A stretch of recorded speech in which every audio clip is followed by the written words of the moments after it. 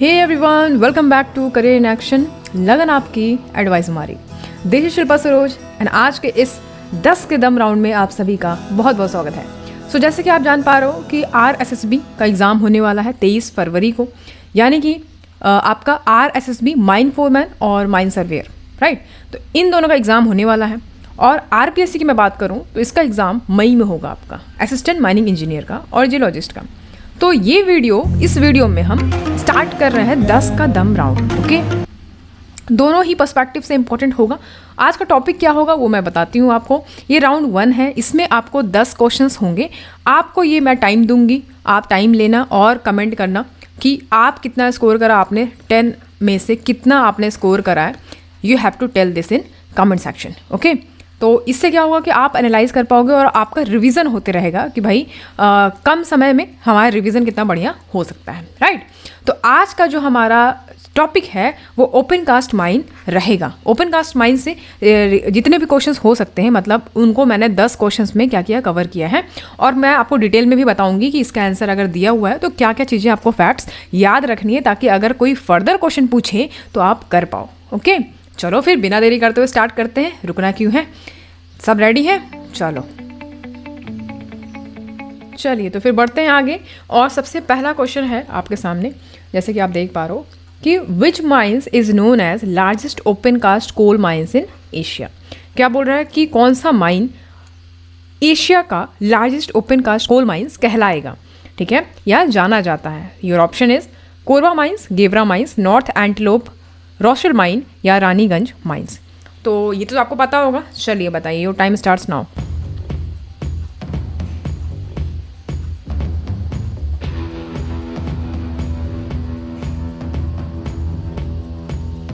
Okay, so इसका अब मैं राइट आंसर बताती हूँ आपको कि क्या होगा इसका राइट आंसर। चलिए देखते हैं। तो इसका राइट आंसर आपका हो जाएगा गेवरा माइंस, ठीक है। गेवरा माइंस की अगर मैं बात करूँ तो गेवरा माइंस जो है आपका कहाँ पे है, SECL में है। कहाँ पे ये है, छत्तीसगढ़ में है, ठीक है। कहाँ है, छत्तीसगढ़ में है। अब इससे रिलेटेड क्या फैक्ट्स हम जान सकते हैं कि गेवरा माइंस जो है, ये तो हमने जान लिया कि भैया largest open cast coal mines है, इंडिया का भी और एशिया का भी। ये इंपॉर्टेंट है, याद रखेंगे। अच्छा, वर्ल्ड की बात करूँ तो 4th है इन टर्म्स ऑफ वर्ल्ड, ठीक, in terms of world.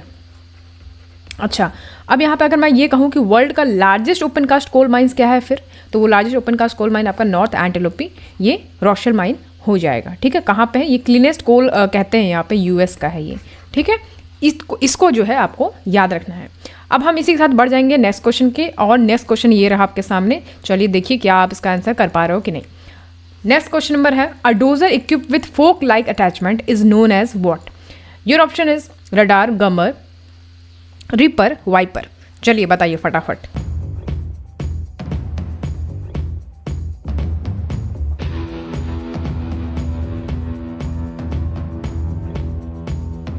Okay, so इसका राइट आंसर क्या हो जाएगा, इसका राइट आंसर आपका हो जाएगा रिपर, ठीक है। कैसे हो जाएगा, इमेज में आप जो इंटेलिजेंट होंगे, जिनके दिमाग में बत्ती जली होगी, वो समझ गए होंगे कि मैं इसकी बात कर रही हूँ। ये जो फोक लाइक अटैचमेंट, यानी कि इसमें ये जो डोजर होता है हमारा, उसमें ये लगा होता है, ये जिसको हमने नाम दिया क्या, फोक लाइक, इसमें अटैच है, ठीक है। तो ये जो होता है इसको हम बोलते हैं क्या, रिपर बोलते हैं, ठीक है। ये कोई सेपरेट मशीन नहीं है, ये क्या है, ये इसी में अटैच होता है, डोजर में ही फिट होता है, ठीक है। मतलब रिप देख पा रहे हो, रिपिंग करने के लिए ग्राउंड में जब हम रिप करते हैं तो उसके लिए ये मदद करता है। मतलब क्या कहते हैं इसको, रिप ऐसे करके जो आपका OB होगा या उसको क्या करेगा, रिप करेगा, ठीक। प्लफिंग करते हैं जब हम, तो वही चीज़ है यहाँ पे। सॉफ्ट स्टोन हो गया, शेल बैंड्स हो गया, उसको क्या करता है, ग्राउंड पे प्लफ कर देता है उसको, ठीक है। तो अब यहाँ पे बात हुआ है क्या, डोजर का। तो सबसे पहले आपके दिमाग में एक चीज़ क्लियर होनी चाहिए कि हम क्या पढ़ रहे हैं, हेम। अगर हम हेम पढ़ रहे हैं यानी कि हैवी अर्थ मूविंग मशीनरी, तो उससे रिलेटेड क्या चीज़ें आपको जाननी चाहिए, क्या आपको पता होनी चाहिए। तो एक चीज़ मैं यहाँ कंफर्म कर दूँ कि अगर मैं हेम की बात कर रही हूँ, हैवी अर्थ मूविंग मशीनरी। तो कभी कभी एग्जाम में इसका फुल फॉर्म भी पूछता है, तो इसको गलत मत करिएगा, इसको हमेशा याद रखना है। ये क्या है, हेम की अगर मैं बात करूँ तो इसमें काफ़ी सारी मशीन्स आ जाएंगी और इसको हम लार्ज मशीन्स बोलते हैं, जिसको हम किस लिए यूज़ करते हैं, एक्सकवेशन करने के लिए यूज़ करते हैं। जो आपका माइनिंग में मटेरियल हैंडलिंग होती है तो उसको हम एक्सकवेट करने के लिए क्या करते हैं, इनका यूज़ करते हैं। ठीक है, अब हेम मशीन्स के एग्जाम्पल्स क्या क्या हो जाएंगे वो भी बताना ज़रूरी है भाई। तो चलो उसको देख लेते हैं फटाफट। देखो यहाँ पे मैंने इमेज में यहाँ पे इसीलिए शो करवाया है कि यहाँ पे आप देख पा रहे हो बकेट व्हील एक्सकवेटर लिखा है, जिसको हम BWE से बोलते हैं। और देख पा रहे हो ये सरफेस मशीन है, सरफेस मशीनरी यहाँ पे देख पा रहे हो बकेट व्हील एक्सकवेटर। उसके बाद आपका यहाँ पे सबसे बड़ी मशीन है क्या, आपका बकेट व्हील एक्सकवेटर है। फिर आपका ड्रग लाइन मशीन है, देख पा रहे हो, ठीक है, ड्रग लाइन मशीन दिख रहा है आपको। फिर आपका शॉवल है, उसके बाद फिर आपका क्या यहाँ पे नीचे देख पा रहे हो शॉवल है, ये आपका ड्रग लाइन है, राइट। अब देखिए यहाँ पे ये देखो ग्रेडर मशीन यहाँ पे आपको दिख रहा है, राइट। रिपर मशीन यहाँ पे देखो, रिपर ये जो देख पा रहे हो आगे में लगा हुआ अटैच है इससे, और ये इसको यहाँ पे शो भी करवाया है मैंने, ठीक। तो ये सारी मशीन आपके हेम है, ठीक। यहाँ पे देख पा रहे हो कंटिन्यूअस माइनर यहाँ पे दिया हुआ है, कंटिन्यूअस माइनर। और यहाँ पे इलेक्ट्रिक रोप शॉवल दिया हुआ है, और ये हाइड्रोलिक शॉवल है। तो एक बार नज़र सब पे डाल लो, ठीक है। और ये डोजर मशीन है यहाँ पे फिर से दिया है, स्टिपर शॉवल मशीन, बैकहो यहाँ पे दिया है, पे लोडर मशीन। एक नज़र देख लीजिए सब पे, ठीक। चलो अब हम अगर हमने ये चीज़ देखी है डोज़र के बारे में, तो डोज़र के बारे में मैंने आपको और भी चीज़ बतानी थी जो बहुत इंपॉर्टेंट है, ठीक है। उससे आप बच नहीं सकते, क्योंकि डोज़र एक अलग ही मतलब इस पर एक अलग क्लास हो जाएगी, इतना बड़ा ये मुद्दा है। या डोज़र की मैं बात करूँ, उससे क्वेश्चंस काफ़ी आते हैं। तो देखो डोज़र की अगर मैं बात कर रही हूँ तो क्या क्या चीज़ें आपको याद रखनी है। पहली बात कि अगर मैं डोज़र बोला मैंने, तो इसका मतलब कि ये क्या है, ये diesel operated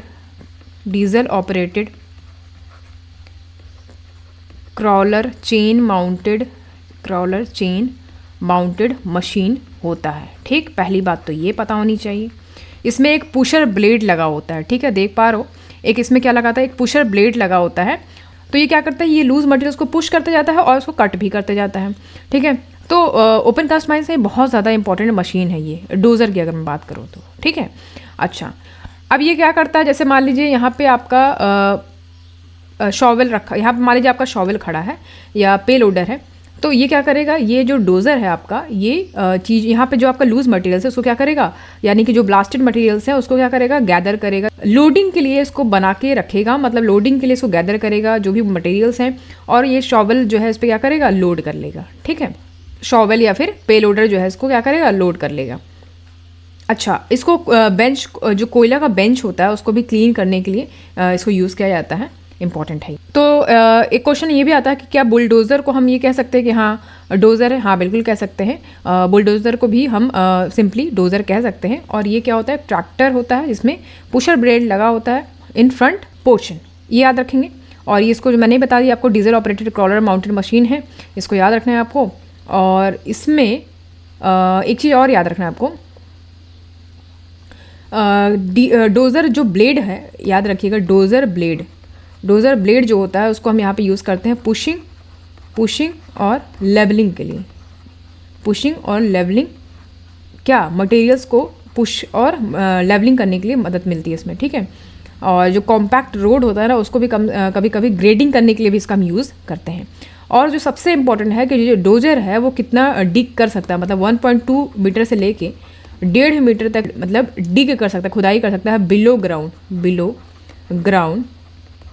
in weathered rock, ठीक है, वेदर्ड रॉक।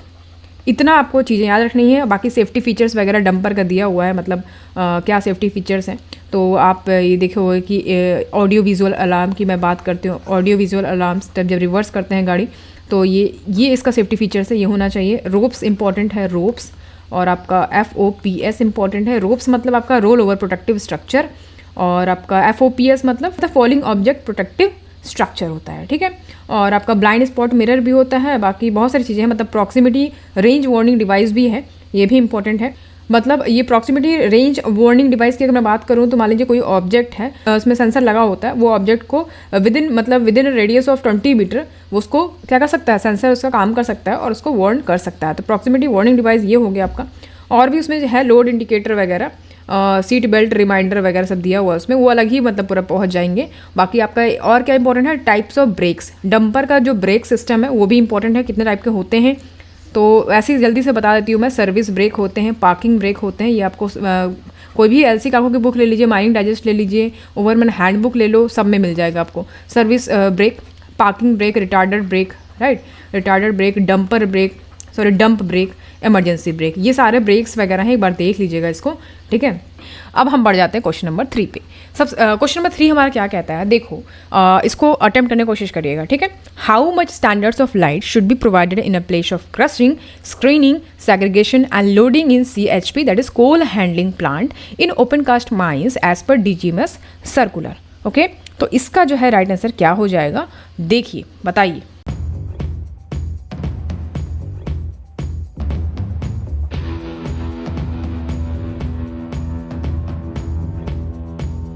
ओके, अब हम बात करेंगे इसका राइट आंसर क्या होगा। तो सबसे पहले क्वेश्चन समझ लो कहना क्या चाह रहा है।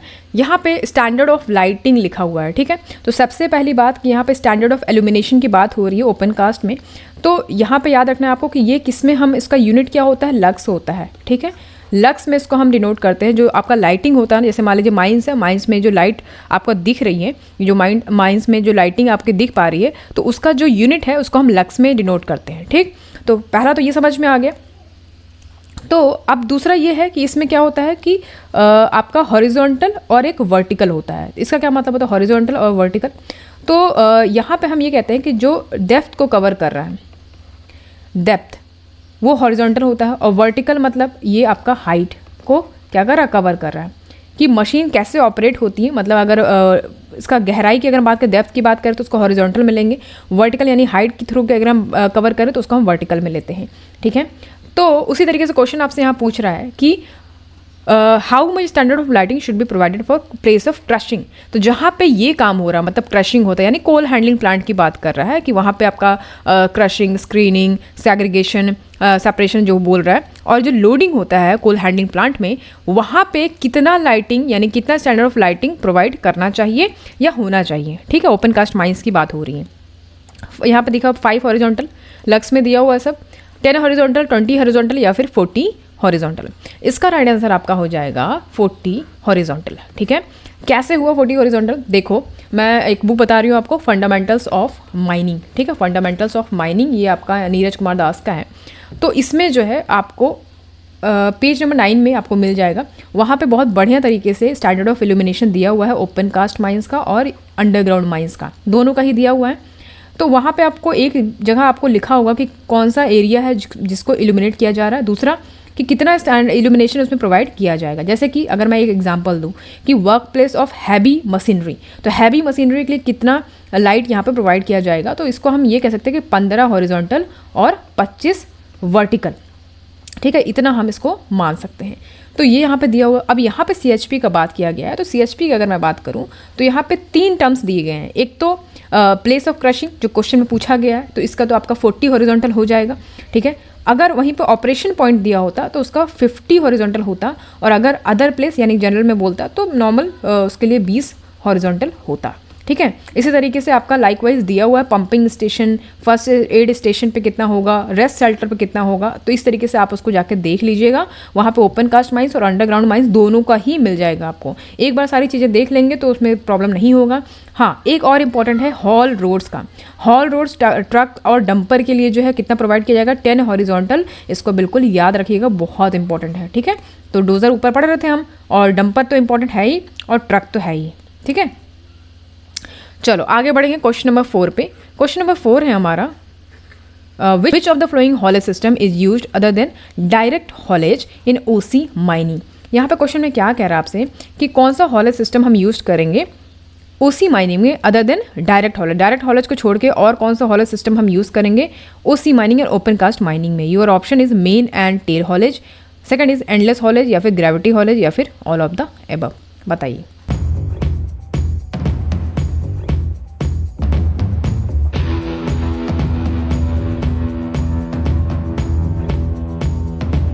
तो इसका राइट आंसर आपका क्या हो जाएगा, एंडलेस हॉलेज इसका राइट आंसर हो जाएगा। अब यहाँ पे देखिए हॉलेज सिस्टम की बात की है, तो सबसे पहले तो आपको CMR 2017, मैं कितनी बार बोली हूँ कि आपको बिना CMR के आप माइनिंग नहीं पढ़ सकते।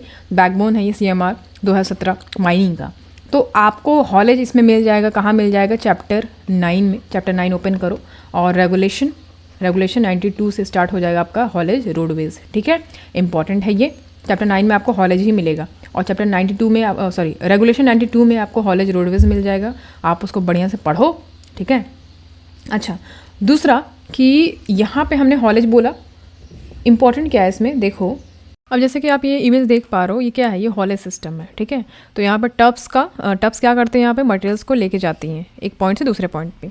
तो अभी यहाँ पे हम एंडलेस हॉलेज हम देख रहे थे कि ओपन कास्ट माइनिंग में क्या है। तो जहाँ पे क्या होता है कि देखो एक ऐसा सिस्टम जहाँ पे कंटिन्यूस रोप जो है उसका यहाँ पे यूज़ करते हैं, और वो करता क्या है, वो जो कार्ट है यानी कि जो टब्स है उसको क्या करता है, पुल करता है, खींचता है, मतलब ट्रैक पे, ठीक है। और इसका एक एंड में आपका रोप लगा रहता है, बाइंडिंग ड्रम से अटैच होता है।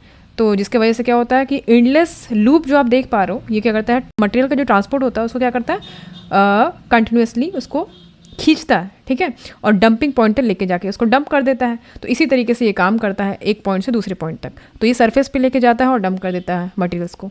तो इसलिए जो है ये एंडलेस हॉलेज ओपन कास्ट में हम यूज़ कर सकते हैं, ठीक है। इसमें कुछ सिस्टम दिया हुआ है, यानी कि डबल ट्रैक सिस्टम है, कुछ ग्रेडियंट सुटेबिलिटी भी दिया हुआ है। वाइंडिंग ड्रम इंपॉर्टेंट है इसमें, प्राइमरी कंपोनेंट इसका यही है, रोप का वाइंडिंग ड्रम, ठीक है। जब हम ओर का ट्रांसपोर्ट करते हैं ना, तो अंडरग्राउंड ट्रांसपोर्ट सिस्टम में 3 कैटेगरीज में इसको बांटा गया है। एक तो होता है आपका मेन हॉलेज, और क्या होता है मेन हॉलेज, मतलब अंडरग्राउंड से सरफेस तक। और एक होता है आपका गैदरिंग हॉलेज, तो वो होता है आपका अंडरग्राउंड से सरफेस तक। और जो तीसरा है आपका वो सरफेस टू सरफेस है, ठीक है, समझ में आया।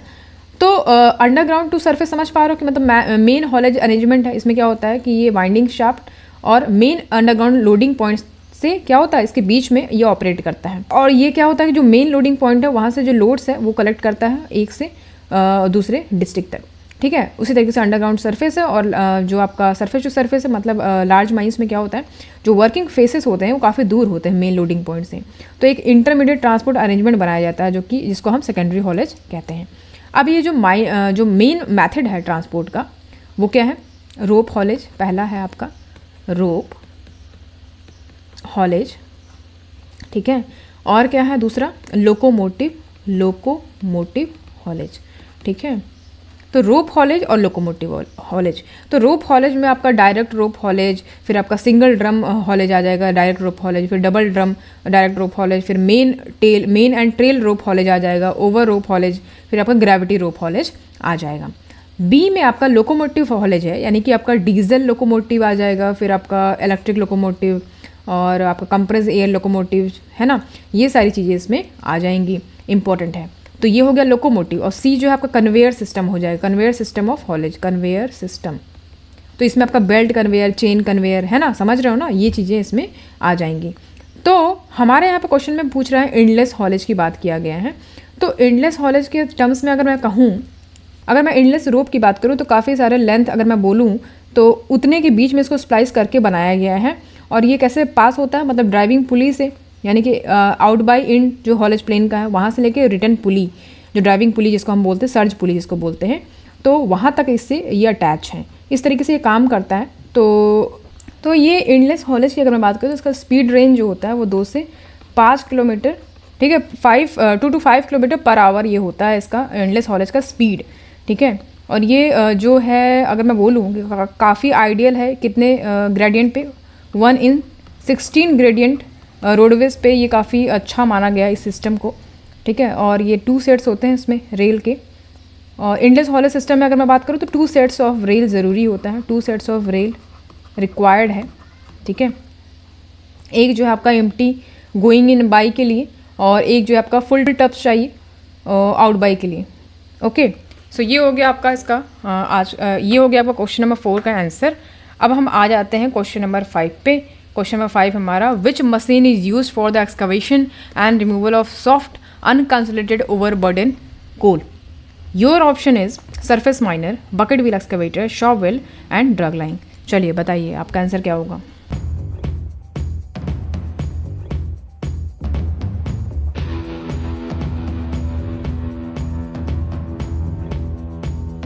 ओके तो इसका राइट आंसर हो जाएगा आपका bucket wheel excavator.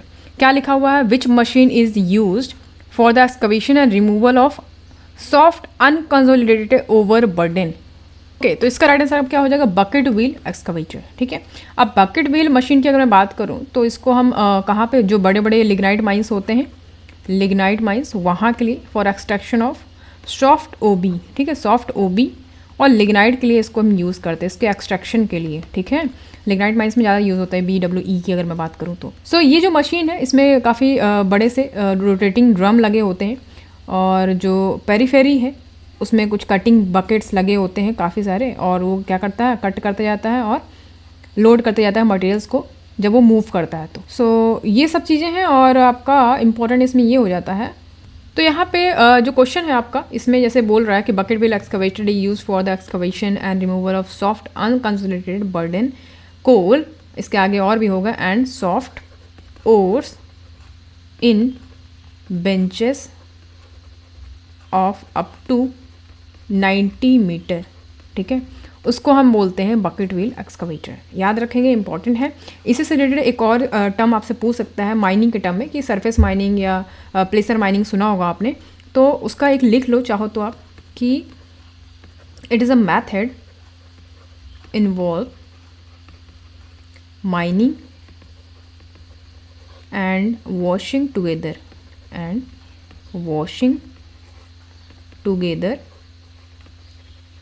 unconsolidated rock wear of ground surface, इसको हम क्या बोलते हैं, इसको हम बोलते हैं प्लेसर माइनिंग। ठीक है, प्लेसर mining. The method involves mining and washing together unconsolidated rock wear of ground surface is called placer mining। ठीक है, याद रखेंगे, इसको इंपॉर्टेंट है। ठीक है, चलो आगे बढ़ेंगे। क्वेश्चन नंबर नेक्स्ट है हमारा 6। क्वेश्चन नंबर 6 हमारा क्या कहता है, देखो मस्त क्वेश्चन है, क्वेश्चन आ सकता है आपके एग्जाम में। ठीक, तो क्वेश्चन नंबर 6 है powder factor is expressed in what. तो यूनिट पूछ रहा है आपसे कि पाउडर फैक्टर जो होता है, पहले तो होता क्या है ये हम जानेंगे, पहले आप इसका आंसर दो। ठीक है, योर ऑप्शन इज टन पर ग्राम, टन पर केजी, मास पर वॉल्यूम, या फिर नन ऑफ द अबव। बताइए क्या होगा आंसर।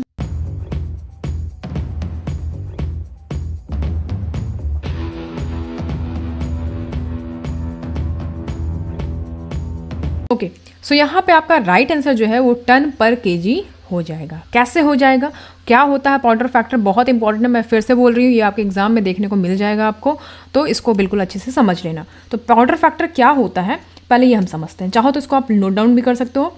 तो सिंपली इसको हम कह सकते हैं, it is a relationship between how much rock is broken and how much explosive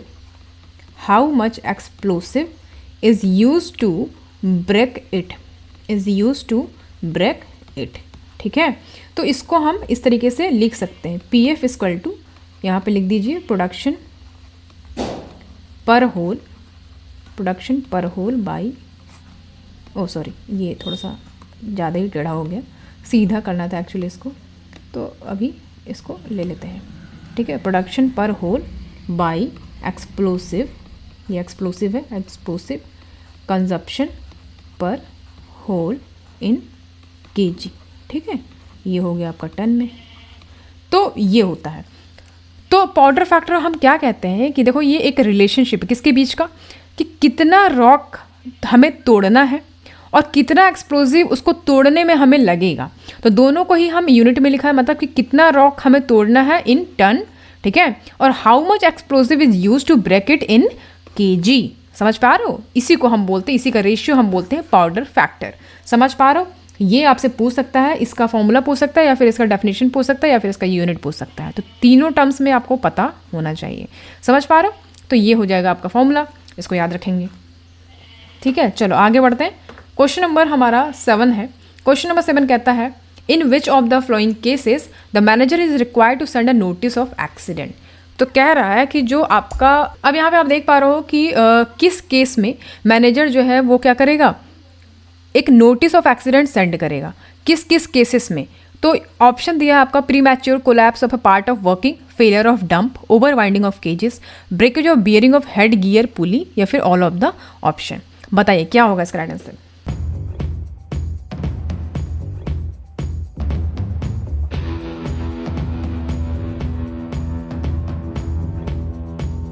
okay, सो यहाँ पे आप देख पा रहे हो इसका राइट आंसर आपका क्या हो जाएगा, ई हो जाएगा, यानी कि all of the options are the correct, all of the options is will be correct. यानी कि प्री मैच्योर कोलैप्स हो गया अगर वर्किंग के पार्ट में, तो भी आप जो है ये मैनेजर क्या करेगा, नोटिस ऑफ एक्सीडेंट सेंड करेगा। फेलियर ऑफ डंप हो जाएगा, ओवर वाइंडिंग ऑफ केजेस हो गया अगर, ठीक है, जो आपका डोली होता है अगर उसमें ओवर वाइंडिंग की वजह से अगर एक्सीडेंट हो गया है, या breakage of bearing of head gear pulley में अगर ब्रेकडाउन हुआ कुछ, तो उस केस में क्या करेगा, एक्सीडेंट का नोटिस भेजेगा। कौन भेजेगा, मैनेजर भेजेगा, ठीक है।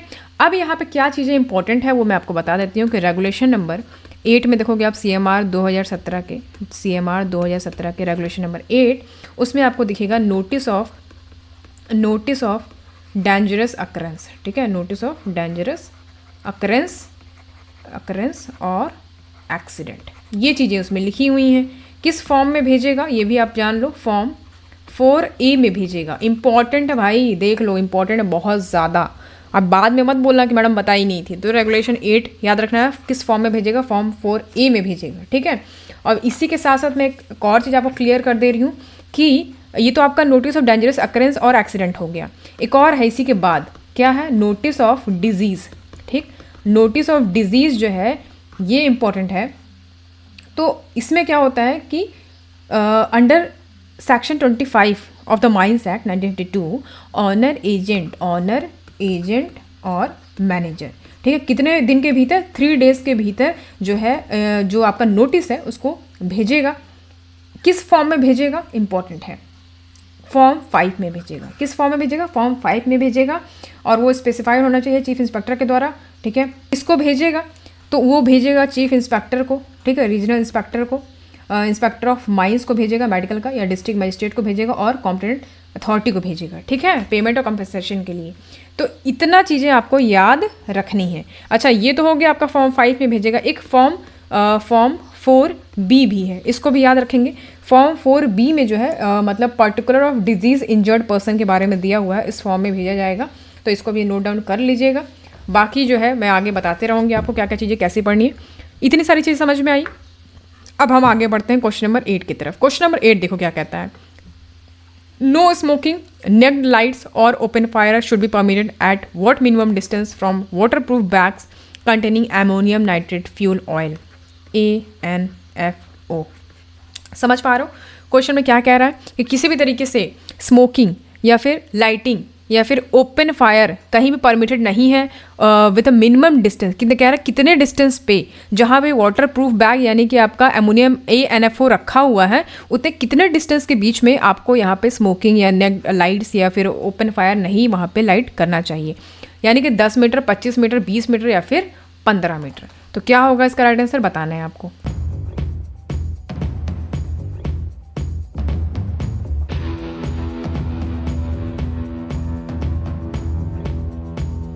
तो देखो ये इंपॉर्टेंट है, और इसका राइट आंसर आपका हो जाएगा 15 मीटर, ठीक है। सब कुछ आपको CMR में मिल जाएगा। और ANFO की बात करूँ तो इस पर तो मैंने एक अलग ही लेक्चर दिया हुआ है, शॉर्ट में जानो कि नॉन कैप सेंसिटिव एक्सप्लोसिव है, ठीक है, नॉन कैप सेंसिटिव एक्सप्लोसिव है। अब यहाँ पे देखिए जैसे एक्सप्लोसिव का बात हुआ है, एक्सप्लोसिव का क्वेश्चन है, तो आप रेगुलेशन नंबर 183 से आप देखोगे, 183 से 189 तक आपका एक्सप्लोसिव कवर हो जाएगा। और कितने टाइप के एक्सप्लोसिव होते हैं जो माइंस में यूज़ किए जाते हैं वो सब चीज़ें बताई गई हैं 183 से। और एक चीज़ याद रखिएगा, कोई भी LOX यानी कि लिक्विड ऑक्सीजन एक्सप्लोसिव इसको माइंस में यूज़ नहीं किया जाएगा, ठीक है। तो ये क्वेश्चन आपसे पूछ सकता है किस टाइप का एक्सप्लोसिव यूज़ नहीं किया जाता, तो LOX नहीं किया जाता है। इसको मैंने एक्सप्लोसिव वाले वीडियो में बताया था, क्वेश्चन जब सॉल्व कराया था, तो ठीक है। तो ये चीज़ें हो गई। अब हम आगे बढ़ते हैं। क्वेश्चन नंबर नेक्स्ट हमारा है 9। Duties of magazine in charge are prescribe in which regulation of CMR 2017। अब यहाँ पे क्वेश्चन पूछ रहा है कि जो मैगजीन इंचार्ज का ड्यूटीज़ होता है वो किस रेगुलेशन में प्रिस्क्राइब किया गया है, ये जो है आपको बताना है। Your option is regulation 61, regulation 58, regulation 60 या फिर रेगुलेशन 59।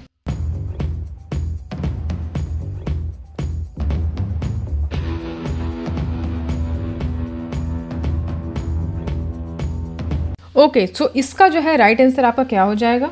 इसका राइट आंसर आपका हो जाएगा रेगुलेशन नंबर 60। रेगुलेशन नंबर 60 में जो है आपका बताया गया है कि वहाँ पे जो मैगजीन इंचार्ज होगा उसका ड्यूटीज़ क्या बताई गई हैं। तो रेगुलेशन नंबर 60 में जो है, रेगुलेशन नंबर 60 में आपका मैगजीन इंचार्ज का मैगजीन इंचार्ज के ड्यूटीज़ के बारे में बताई गई हैं। ठीक है, कि मैगजीन इंचार्ज के क्या क्या ड्यूटीज़ हैं, कैसे कैसे उसको फॉलोअप करना है और क्या क्या उसके अथॉरिटी दी गई हैं। ठीक है, अच्छा, तो आप जो है CMR में रेगुलेशन नंबर मुझे लग रहा है 40 से स्टार्ट होता है कि duties of person employed in mines. उसके बाद सारे मैनेजर हो गया या ऑफिशियल्स हो गए या फिर कॉम्पिटेंट पर्सन हो गए, सेफ्टी ऑफिसर हो गए, है ना, ये सारे का जो है आपका यहाँ पे वेंटिलेशन ऑफिसर हो गए, ये सारे का ड्यूटीज़ यहाँ पे बताई गई हैं। एक बार आप इसको गो थ्रू कर लीजिएगा। ठीक है, ओवरमैन ये सब आ जाएंगे उसमें, और फिर आपका मैगजीन इंचार्ज जो यहाँ बता ही रही हूँ, तो ये सबका यहाँ पे दिया हुआ है। एक बार इसको गो थ्रू कर लीजिएगा। तो डायरेक्ट आपसे रेगुलेशन भी पूछ सकता है किस रेगुलेशन में दिया गया है, तो ये इंपॉर्टेंट है। ठीक है, अब हम आ जाते हैं क्वेश्चन नंबर हमारा जो 10 है, उसमें क्या दिया हुआ है। Notice of intentional flooding shall be given to regional inspector of mines. RIM का मतलब क्या होता है? Regional inspector of mines. And management of which mines and what days prior to the flooding. यहाँ पे बोल रहा है कि मान लीजिए जो इंटेंशनल फ्लडिंग होता है, अगर मान लीजिए वो आ जाता है माइंस में, तो उस केस में जो नोटिस होगा वो किसको भेजा जाएगा? रीजनल इंस्पेक्टर ऑफ माइंस को भेजा जाएगा। ठीक है, और किस किस को भेजा जाएगा और कौन से माइंस को भेजा जाएगा और कितने दिन के पहले भेजा जाएगा फ्लडिंग के, ये आपसे क्वेश्चन में पूछ रहा है। तो CIM हो जाएगा यहाँ पे नेबरिंग माइंस या फिर 14 डेज। दूसरा ऑप्शन CMD दिया हुआ है, नेबरिंग माइंस या 14 डेज, या फिर डायरेक्टर नेबरिंग माइंस 10 डेज, या फिर GM नेबरिंग माइंस 7 डेज, या फिर DM नेबरिंग माइंस 7 डेज। तो बताइए इसका आंसर क्या हो जाएगा?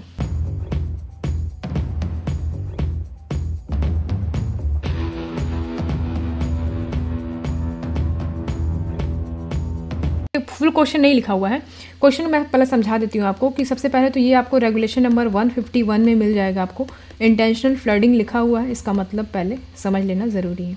इंटेंशनल फ्लडिंग मैं पढ़ के बताती हूँ आपको क्या चीज़ें दी गई हैं उसमें, कि मान लीजिए जो आपका कहना यहाँ पे ये कहना चाह रहा है कि ऑनर, एजेंट और मैनेजर। ठीक है, अगर मान लीजिए किसी भी तरीके से एक मान लीजिए माइंस है, वहाँ पे पानी सरफेस पे आ गया है, तो अब क्या करेंगे हम? एडजेसेंट माइन में क्या करेंगे? पानी को छोड़ेंगे। ठीक है, उस केस में आपको लिखित नोटिस भेजना होगा, वो भी कितने दिन के पहले? तो यहाँ पे देखिए 14 डेज पहले भेजना होता है, तो यानी कि ये ऑप्शन तो गलत ही हो जाएगा, बचा ये दोनों। ठीक, तो किसको हम भेजेंगे? रीजनल इंस्पेक्टर ऑफ माइंस को तो भेजेंगे ही भेजेंगे, चीफ इंस्पेक्टर ऑफ माइंस को भी भेजेंगे। तो अगर चीफ इंस्पेक्टर ऑफ माइंस हो जाता है तो CMD नहीं होगा, तो यानी कि ये भी गलत हो गया, बचा आपका ये। तो यहाँ पे क्या लिखेंगे हम? CMD। ठीक है, तो क्या करेंगे हम? Chief inspector, regional inspector of mines को, चीफ इंस्पेक्टर ऑफ माइंस को, और यहाँ पे एडजेसेंट माइन या फिर नेबरिंग माइंस, दोनों ही आप टर्म यूज़ कर सकते हो यहाँ पे। तो नेबरिंग माइंस को हम क्या करेंगे? भेजेंगे कितने दिन के पहले? 14 days before, 14 days prior to the flooding. ठीक है, ये हम भेजेंगे उनको, याद रखिएगा, इंपॉर्टेंट है। तो ये इंपॉर्टेंट था, इस तरीके से आप इसको पढ़िएगा तो सही समझ में आएगा। ये हो गया आपका क्वेश्चन नंबर 10, और आज का 10 का दम राउंड यहाँ पे ख़त्म होता है। मुझे बताइए कि आप 10 के दम राउंड में कितना दम आपने दिखाया और कितना आपने स्कोर करा। ठीक है, लास्ट में मुझे एक एक करके मत बताइएगा कि इसका ये, इसका ये, आप लास्ट में जो है आप उसको नोट करते जाओ और खुद से लॉयल रहो कि आपने सही किया कि नहीं, और मुझे 10 में आउट ऑफ बताओ कितना आपने स्कोर करा। ठीक है, तो उस हिसाब से आपको भी समझ में आएगा कि भाई आपका कितना प्रिपरेशन हुआ है और आप सही कर पा रहे हो कि नहीं। ठीक है, तो ये तो हो गया आपका। लास्ट में मेरी तरफ से आप सबके लिए एक क्वेश्चन है, देखते हैं क्या है। Inquiry into an accident causing loss of life shall be made by an inspector of mines within how much time, ये कह सकते हैं। तो यहाँ पे कह रहा है कि जो लॉस ऑफ लाइफ यानी कि जो एक्सीडेंट हो गया है उसमें लोगों की जान चली गई है, तो उस केस में जो इंक्वायरी होती है वो इंस्पेक्टर के द्वारा किया जाएगा, जो माइन इंस्पेक्टर होता है उसके द्वारा किया जाएगा। कितने दिन के अंदर किया जाएगा? 2 मंथ, 5 मंथ, 6 मंथ या फिर 4 मंथ। तो इसका आंसर आपको कमेंट सेक्शन में कमेंट करके बताना है, और मुझे ये भी बताओ कि किस रेगुलेशन में ये मिलेगा। ठीक है, ताकि आपको ये भी एक डेप्थ नॉलेज भी हो, मुझे पता चल पाए कि भाई आपको ये नॉलेज है और ये बंदा समझ पा रहा है कि भाई CMR से हमें कैसे पढ़ना है, लिंक करके हुए पढ़ते जाना है। ठीक है, तो ये हो गया आपके लिए क्वेश्चन, और आई होप कि आपको अच्छा लगा होगा ये 10 कदम राउंड। इस तरीके से हम फटाफट और भी राउंड्स लेके आएंगे ताकि आपका जो प्रिपरेशन है वो स्मूथ चलते रहे और आपका प्रैक्टिस होते रहे। ठीक है, अब फटाफट टेलीग्राम को ज्वाइन नहीं किया तो टेलीग्राम को ज्वाइन कर लो, वेट मत करो किसी का। ठीक है, टेलीग्राम को ज्वाइन करिए, मंडे टू फ्राइडे वहाँ पे फ्री क्विज होते हैं। आप दो टेस्ट को दो, क्या है, आराम से टेस्ट देना है। 11 बजे मॉर्निंग में होता है, फिर इवनिंग में 5 बजे होता है, दोनों ही टर्म्स में, यानी कि इवनिंग वाला जो है वो नॉन टेक पोर्शन का होता है। इस तरीके से आपका प्रैक्टिस बढ़िया होते रहेगा। मुझे बहुत खुशी होगी कि आपका जो प्रिपरेशन है काफ़ी बूस्ट हो रहा है मेरी वजह से, तो ये मेरे लिए इससे अच्छी बात क्या हो सकती है। तो आई होप कि आपको समझ में आया होगा चीज़ें। कोई दिक्कत लगी हो तो आप कमेंट सेक्शन में कमेंट कर सकते हो, बाकी दिए गए नंबर पर कॉन्टैक्ट कर सकते हो। आज के लिए इतना ही रखते हैं, मिलेंगे आपसे जल्दी ही 10 के दम राउंड में नेक्स्ट। चलो आज के लिए इतना ही। Thank you so much for watching, see you at the next class.